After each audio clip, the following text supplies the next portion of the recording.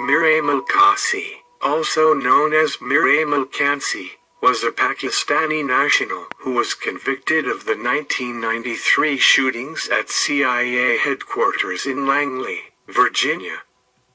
In the incident, Kansi killed 2 CIA employees and wounded another 3. He soon fled to Kandahar, Afghanistan, which later became a Taliban stronghold, and went into hiding for 4 years. On Monday, January 25, 1993, near 8 in the morning, a number of automobiles were stopped in 2 northbound, left turn lanes on Route 123.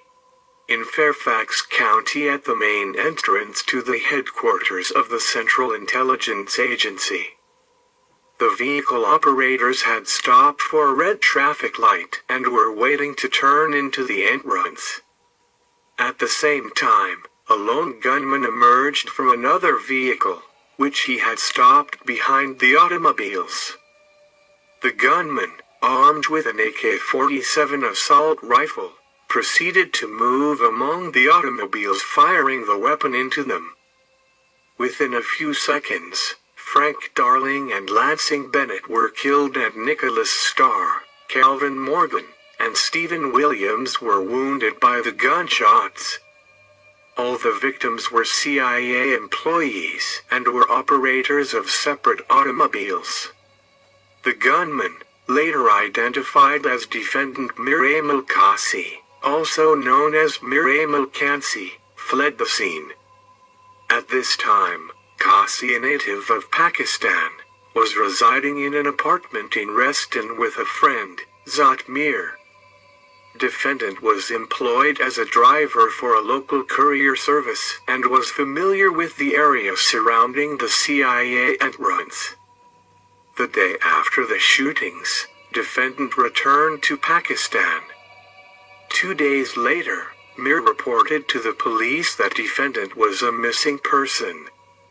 On February 8, 1993, the police searched Mir's apartment and discovered the weapon used in the shootings as well as other property of defendant. Kasi had purchased the weapon in Fairfax County 3 days prior to commission of the crimes. On February 16, Mir Aimal Kansi was indicted for the following offenses arising from the events of January 25, capital murder of Darling as part of the same act that killed Bennett, murder of Bennett, malicious woundings of Starr, Morgan, and Williams, and 5 charges of using a firearm in commission of the foregoing felonies. Nearly 4.5 years later, on June 15, 1997, agents of the Federal Bureau of Investigation apprehended Kasi in a hotel room in Pakistan.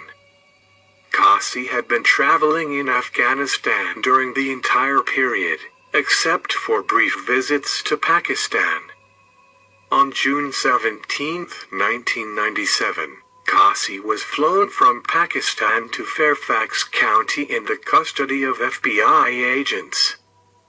During the flight, after signing a written rights waiver form, Kasi gave an oral and written confession of the crimes to FBI agent Bradley J. Garrett. Following 15 pretrial hearings, defendant was tried by a single jury during 10 days in November 1997 upon his plea of not guilty to the indictments.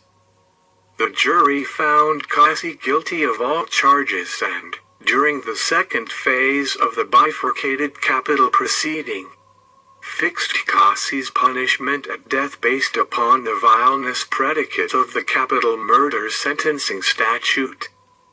On February 4, 1998, after 3 post-trial hearings, during one of which the trial court considered a probation officer's report, the court sentenced Kasi to death for the capital murder. Also, the court sentenced Kasi to the punishment in accord with the jury's verdict, for the first-degree murder of Bennett, life imprisonment and a $100,000 fine. for each of the malicious woundings, 20 years imprisonment and a $100,000 fine. And for the firearms charges, 2 years in prison for one charge and 4 years in prison for each of the remaining 4 charges.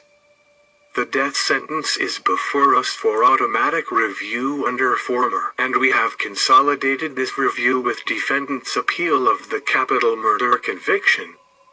Near 4 a.m. on June 15, 1997, Agent Garrett and 3 other armed FBI agents, dressed in native clothing, apprehended Kasi in a hotel room in Pakistan. Mir Aimal Kansi responded to a knock on the room's door and the agents rushed inside. Kasi, who has a master's degree in English, immediately began screaming in a foreign language and refused to identify himself. After a few minutes, Kansi was subdued, handcuffed, and gagged. Garrett identified him through the use of fingerprints. During the scuffle, Kasi sustained minor lacerations to his arm and back. When the agents left the hotel with Kasi in custody, he was handcuffed and shackled, and a hood had been placed over his head. He was transported in a vehicle for about an hour to board an airplane. During the trip, Garrett told Kasi he was an FBI agent. The ensuing flight lasted a little over an hour.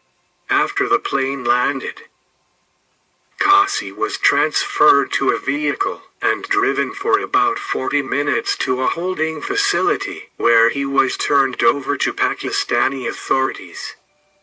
The FBI agents removed Kasi's handcuffs, shackles, and hood when the group arrived at the holding facility, but the persons in charge of the facility put other handcuffs on him. Kasi was placed in one of the 8 cells in the facility, where he remained until the morning of June 17th. During defendant's stay in the facility, the FBI agents never left his presence or allowed him to be interrogated or harassed.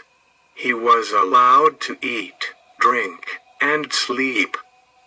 On 2 occasions, the agents removed defendant from his cell to look at his back and look at his arm and to take his blood pressure and pulse. The agents did not interrogate Kasi in the holding facility and made certain he was treated fairly and humanely. On June 16th, late in the day, Garrett was advised by an official at the U.S. Embassy in Pakistan that Kasi would be released the next morning. On June 17th near 7 a.m., Kansi was allowed to be released from the facility in the custody of the FBI agents. He was handcuffed, shackled, and hooded during a 15-minute ride to an airplane. Once on the plane, the hood was removed. Shortly after boarding the aircraft, a physician checked Kasi's well-being. During the 12-hour flight to Fairfax County, Garrett first conducted a background conversation with Kasi, discussing his life in the United States, where he lived, where he worked. Garrett knew from his 4.5-year search for Kasi that he was a Pakistani national. Kasi was not a U.S. citizen and he had not returned to the United States after he fled on January 26, 1993. After the background conversation, Garrett advised Kasi of rights according to Miranda v. Arizona. Kasi signed an FBI Advice of Rights form after reading it and having it explained to him. He indicated he was waiving his rights and was willing to give a statement. The subsequent interview lasted about 1.5 hours before Kasi signed a written statement summarizing the interview. In the written statement, Kasi confirmed he purchased the AK-47 rifle and about 150 rounds of ammunition several days before the incident in question. He said he drove his pickup truck to the scene, got out of my vehicle, and started shooting into vehicles stopped at a red light.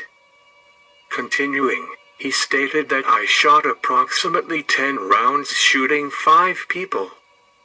I aimed for the chest area of the people I shot. I then returned to my truck and drove back to my apartment. He also stated that several days before the shooting I decided to do the shooting at the CIA or the Israeli embassy, but decided to shoot at the CIA because it was easier, because CIA officials are not armed. As part of his oral statement to Garrett, Kasi enumerated political reasons why he wanted to do this shooting. He said he was upset because U.S. aircraft had attacked parts of Iraq.